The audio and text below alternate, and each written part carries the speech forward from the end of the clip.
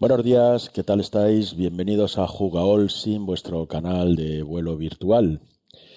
Simplemente agradeceros la cantidad de likes, de comentarios y de campanitas y de me gusta que habéis dejado. Muchas gracias. Estamos súper agradecidos. Muchas gracias. Simplemente pediros que sigáis haciéndolo porque eso nos da muchas alas, ¿eh? Nos da muchas alas. Bueno, pues vamos al lío. Yo estoy haciendo un tour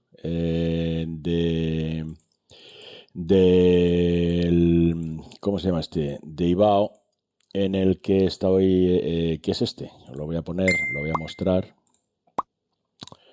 Vamos aquí, vamos a Ibao, vamos a Sistema de Gira Mundial.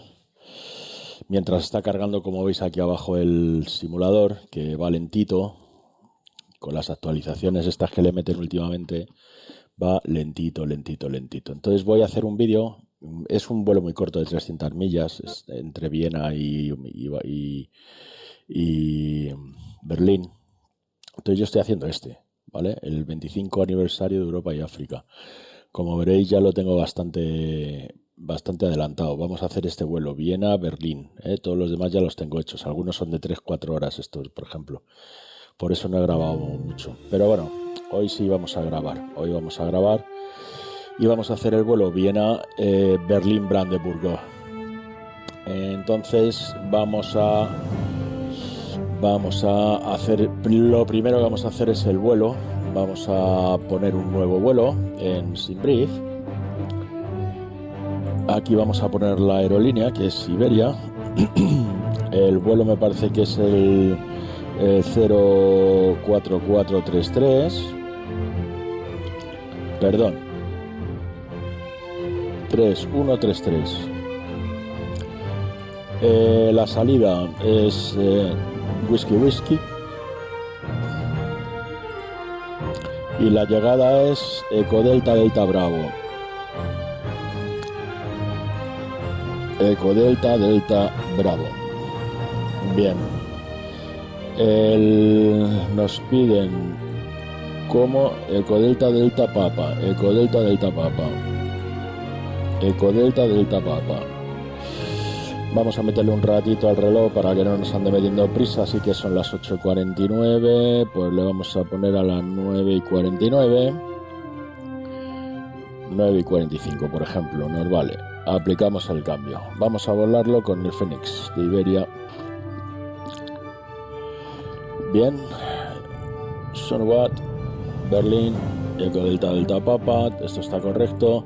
El cost index vamos a poner 35, pero os voy a explicar por qué, os voy a ayudar con esto. Mirad, he estado viendo varios vídeos de personas que hacen vídeos de aviación y tal y cual, y bueno, pues ya os daré su web porque es bastante interesante. Él ha encontrado esta página que es Toga Projects, que venden cosas para Flight Simulator y tal y cual, pero que tiene un apartado que es gratuito, que es un trabajo que ellos han hecho para ayudar a sus clientes. Entonces aquí fijaros que explican de un plumazo y de una manera estupenda qué es el cost index.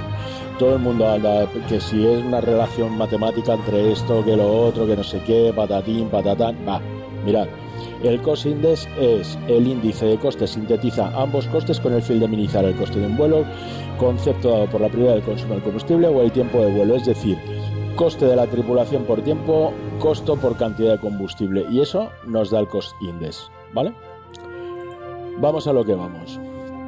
Nosotros vamos a volar con un 320 Iberia, entonces ellos ponen que entre 35 y 50 es lo que le utiliza la aerolínea.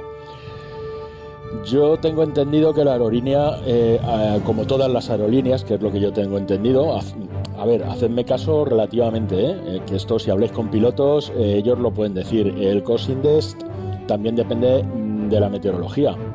Entonces, no es lo mismo volar a 35.000 pies que a 33.000, que a 31.000. Cuidado con esto. La densidad del aire cambia, el consumo cambia, la velocidad del avión cambia. Entonces, dependiendo de la meteorología, tenemos que volar a un nivel u otro. Entonces, esos niveles de vuelo los da la compañía. No, eso no se le ocurre al piloto, los da la compañía. Entonces, nosotros vamos a suponer que en el mejor de los casos, 50 me parece un poco alto, lo digo sinceramente.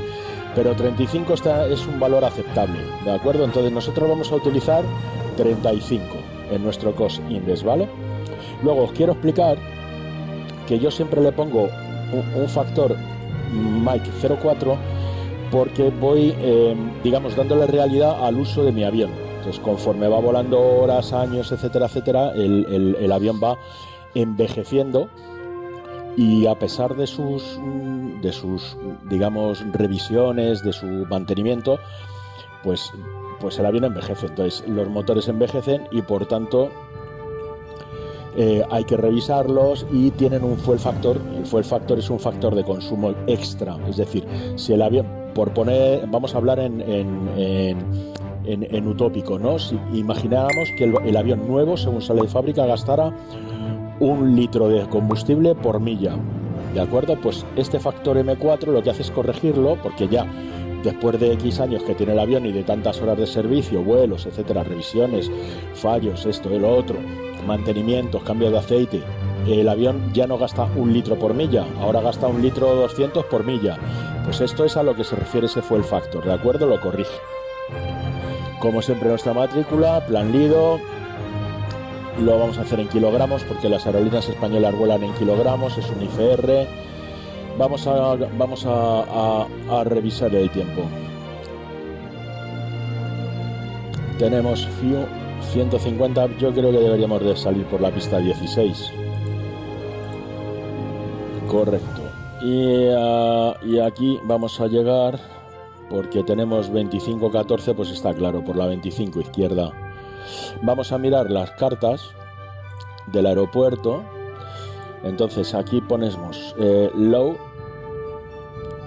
Vamos a seleccionar Eco Delta Delta, ya no me acuerdo si es Eco Delta Delta Bravo, me parece que es Berlín Brandeburgo, correcto. Y vamos al alternativo, que es Eco Delta Delta Papa, que es Leipzig. Lo metemos en la ruta. Bien, vamos a mirar el tiempo y qué pista nos da. 11 a 16, ¿veis? Vamos a despegar por la 16. Y en Berlín vamos a llegar por la 25 izquierda, la 25 derecha. Vamos a mirar el aeropuerto a ver cuál de ellas. 25, 25. Bueno, pues yo creo que vamos a llegar por la 25 derecha y ya está. Bueno, pues vamos a hacer un route. Creamos un plan de vuelo. Ahí lo tenemos, ese es el plan de vuelo. Vamos a seleccionar la salida. Entonces tenemos aquí Bubu, que lo vamos a meter, es este, correcto. Y la llegada a Berlín la vamos a hacer por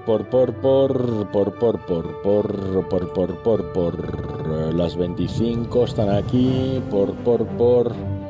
pues por Núcro, por ejemplo, ¿de acuerdo? Vamos a hacer Núcro, que está aquí, lo añadimos a la...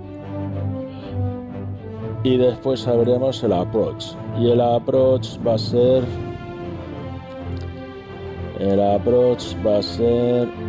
el IS-25 final, que va a ser esta, que es transición.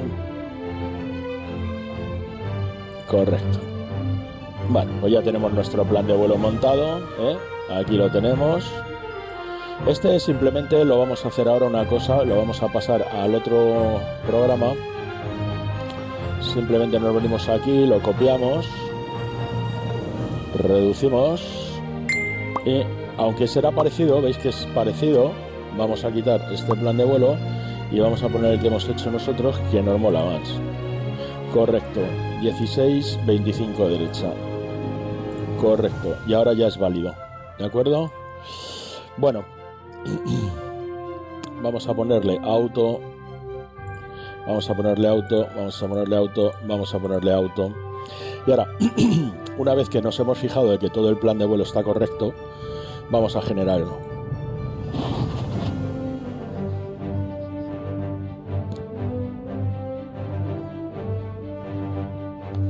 Perdonad, es que he tosido y he desconectado un momento el micrófono porque tengo la tos perrera esta de enero que tenemos todos. Y bueno, pues ahí andamos. Iberia 33, Iberia 36, partemos desde Sonnehaut, vamos a Berlín, Leipzig, el avión 24, 9 tal, 1 hora 15 de vuelo, 30.000, Cosindes 35, Elisa Deviation 0, bueno, release number, tal, patatín, tatatán, tan, esto está todo correcto y vamos a mandarlo a IBAO. Entonces lo mandamos a IBAO, venimos a Prefile y lo revisamos. 3133 Instrumental Schedule, 320 medio, bien. Low, nivel de vuelo 30. Vamos a meterle 320. Vamos a meterle 320, ¿de acuerdo? 320. Y aquí este Step Climb en descenso se lo dejamos porque no nos molesta. Le vamos a poner el World Tool TKS para que luego nos validen el vídeo, ¿vale? Perfecto, 124, mandamos el plan a IBAO y aquí lo tenemos, Siberia 3133. Bueno, pues esta página y esta página ya se puede borrar. Esta que os he invitado, luego os dejaré en los comentarios el link, ¿vale? Vamos a dejar esta como siempre para sacar los mínimos. Entonces ponemos aquí, lo dejamos ya preparado para luego y minimizamos. Venimos al simulador, entramos en nuestra parte, vamos a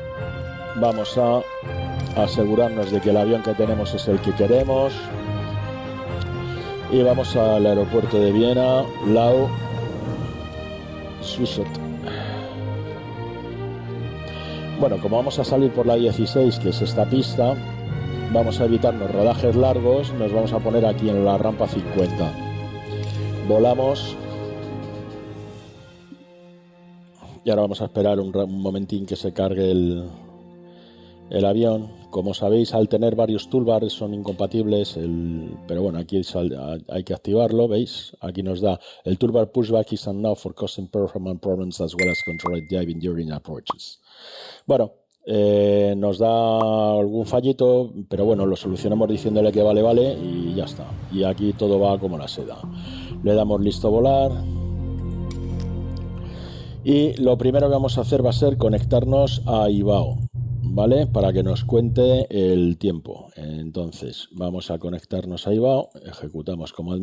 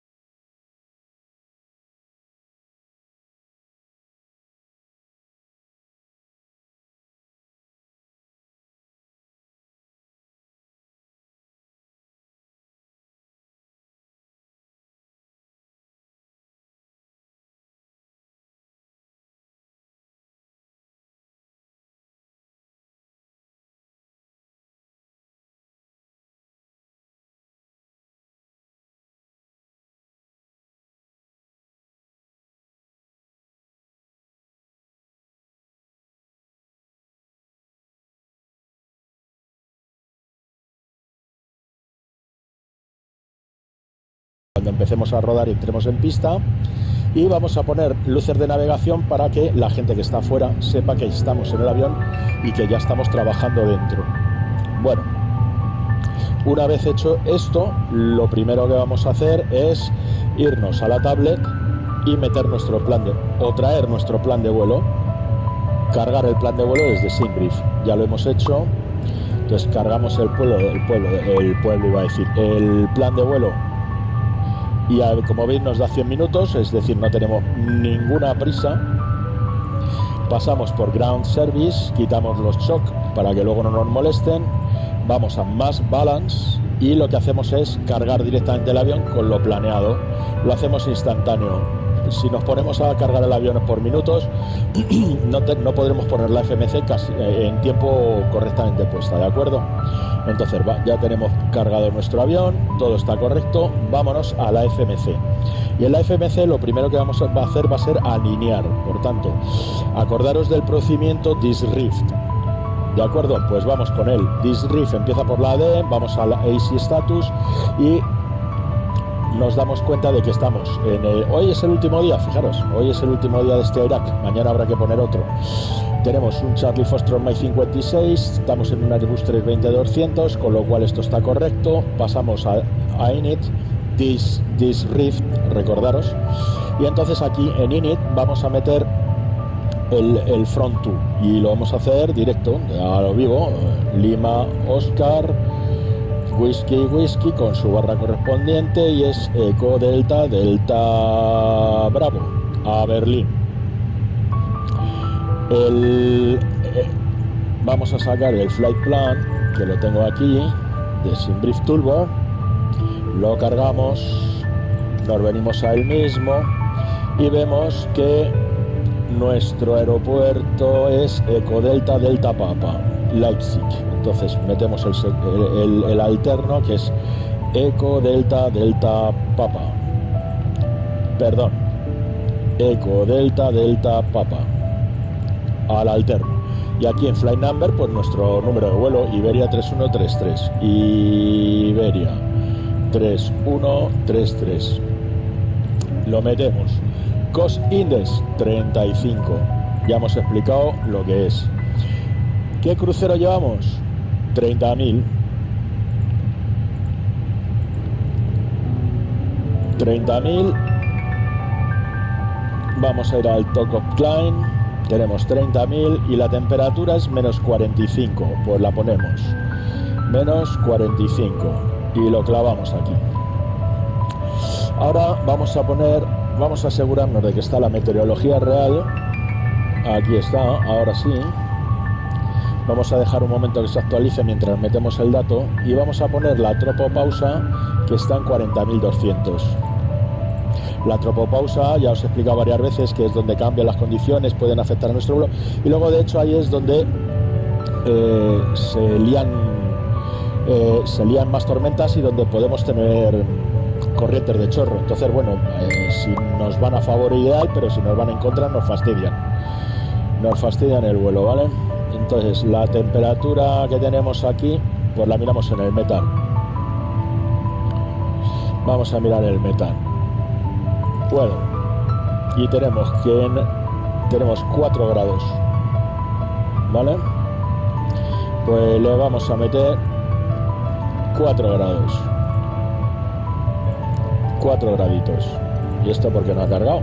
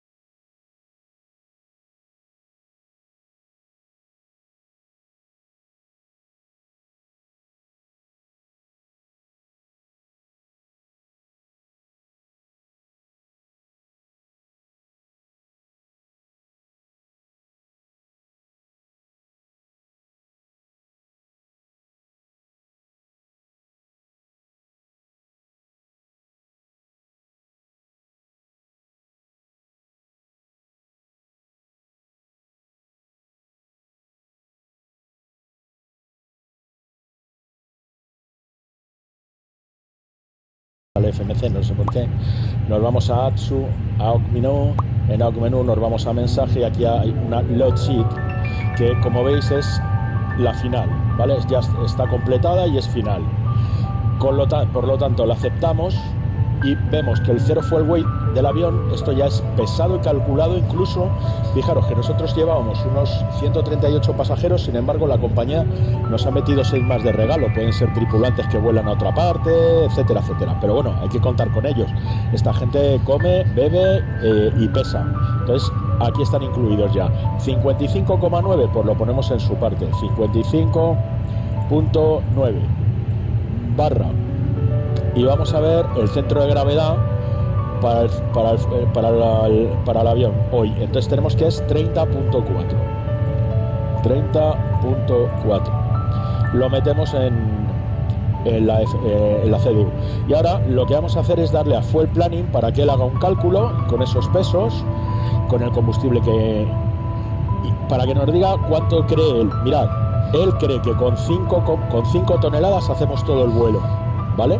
Pero vamos a dejar tranquilo al avión, entonces le vamos a meter 6,8.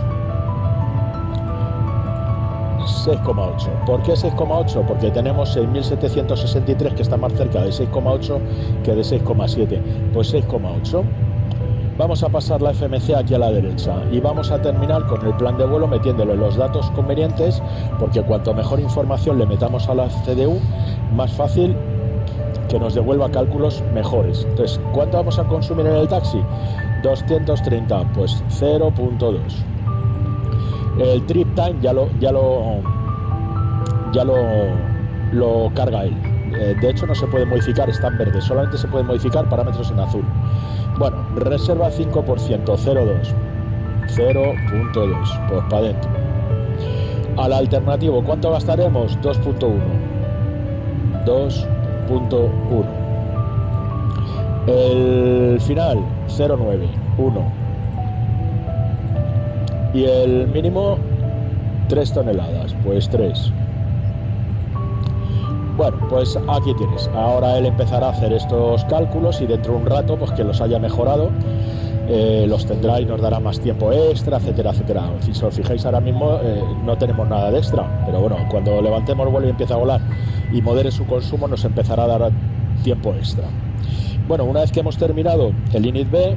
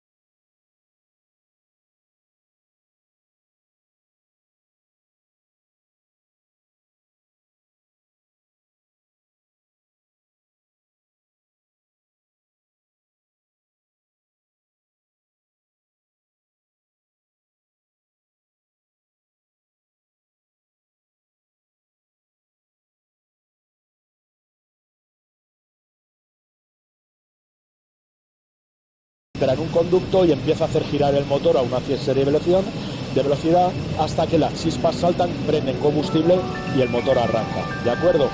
Del motor también salen conductos, porque por ejemplo, no sé si sabéis que cuando hablamos del hielo, el hielo jamás se pone en esta parte del avión. Está comprobado científicamente que en las partes más anchas, donde hay mucho metal, el hielo no se posa, no llega a fijarse, pero sí lo hace en el 3, 4 y 5, en los slats, en las partes 3, 4 y 5 de las slats sí consigue fijarse el hielo aquí. Y ahí es donde actúa el anti-ice. ¿Qué es el anti-ice? Pues el anti-ice es un conducto de aire que sale de la parte posterior del avión, entra por aquí y mete aire a estas partes del avión, con lo cual quita el hielo de las alas, ¿vale? Esas son las alas. Y luego a esta parte del motor, que es donde se fijaría también, porque aquí es donde entra, digamos que hay una parte de aire que roza mucho con esta parte, succión del motor, esta parte también se calienta, y también se calienta por un conducto de aire que viene de la parte trasera del motor, que viene aquí, mete aire caliente, y esto es el engine anti-ice. Wing anti-ice, engine anti-ice. Luego fijaros que por aquí hay una serie de tubos pitote. Estos tubos pitote por los que entra el aire también hay que llevarlos calientes, ¿vale? Algunos son temperatura, unos miden la temperatura, otros van directamente a dar información directo al horizonte artificial. Y luego que sepáis que aquí en la punta del avión van todo el tema de comunicaciones, radar, etcétera, etcétera, etcétera. Eso va aquí. Esta parte es una de las más protegidas del avión, porque si algún pájaro pegara aquí nos podría dejar sin radio, sin radar, etcétera, etcétera. ¿Vale? Bueno, vamos dentro del avión de nuevo. Todavía queda un minuto para alinear, aunque ya está dando señal. Y vamos a terminar esta primera parte del vuelo tranquilamente, mirando más cosas. Entonces vamos a asegurarnos en el ECAM.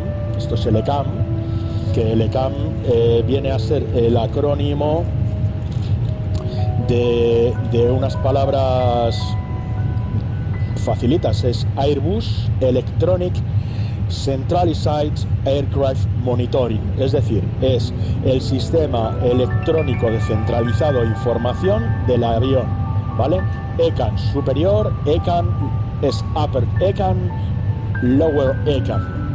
Este además se llama EDS, Electronic Warning System, ¿vale? Nos dice si hay algún fallo en el avión, o nos dice, ¿vale? Ambos nos dan información. De esto hablaremos un vídeo especial para verlo en profundidad. Vamos asegurando de que los flaps están en cero. En el ECAM pone que los flaps están en cero, ¿de acuerdo? Cero. Nos aseguramos de que el freno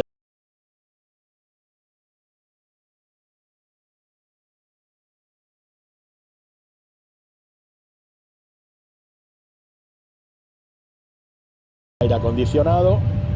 El aire acondicionado es esta parte, ¿de acuerdo? Esta parte. Ahora los packs están funcionando porque tenemos bleed air, ¿vale? Están funcionando, están metiendo acondicionamiento. Vamos a mirar.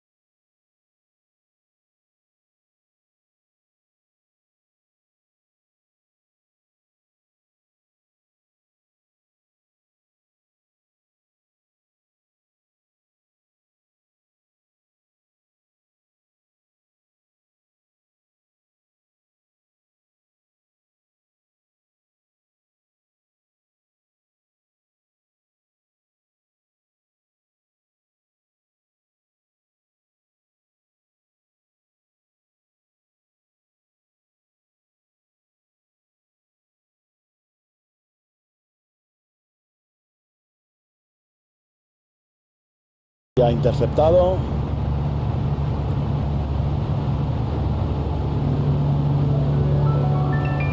$6.000 pies.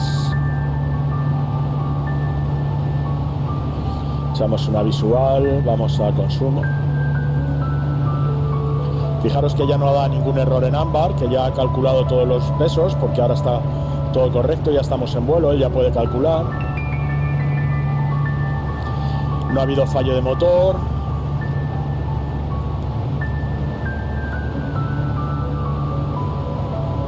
Con lo cual ya podemos cambiar en programa al aeropuerto donde vamos, que es Eco Delta Delta Bravo. Entonces es Eco Delta Delta Bravo.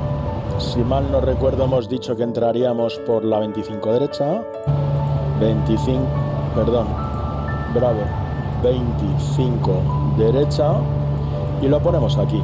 Y veis que aquí ya nos da una información. Cogemos rumbo 330 y lo hacemos durante 280 millas, llegaremos a la pista 25R, 25 derecha, ¿de acuerdo? Vamos a poner en estándar.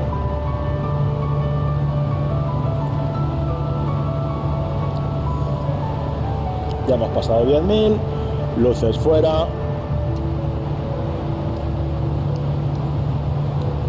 Y dejamos que los pasajeros se puedan mover.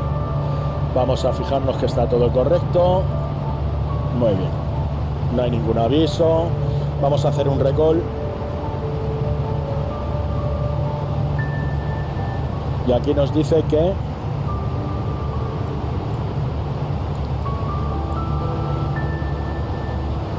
los sistemas de calor y de ventilación están inoperativos. Bueno, vamos a ver qué por qué.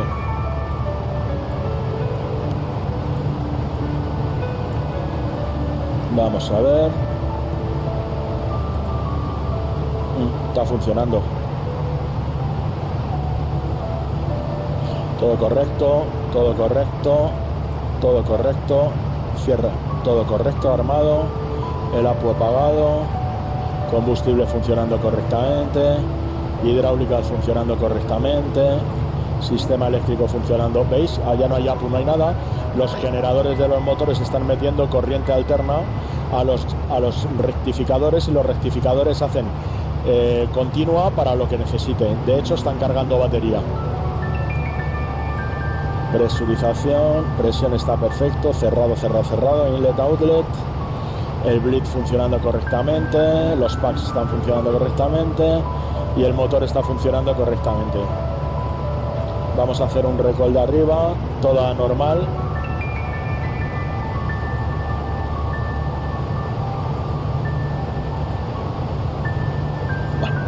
Y ahora lo que vamos a hacer es levantar esta guarda aquí, pulsar. Y esto lo que hace es dejar grabado para que los mecánicos, cuando metan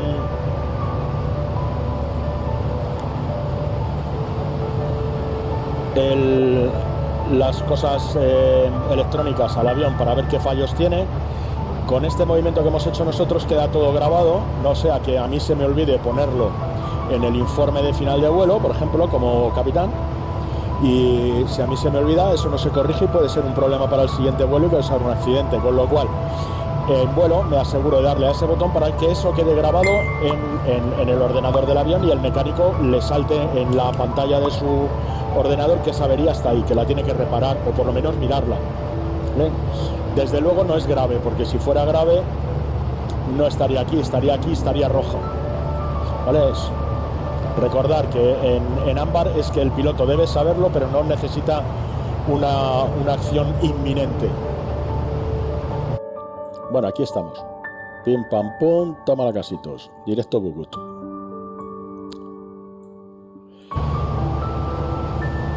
Bueno, pues con el avión estabilizado en ascenso, aquí ya hay poco que hacer. Voy a cortar el vídeo para no daros la paliza.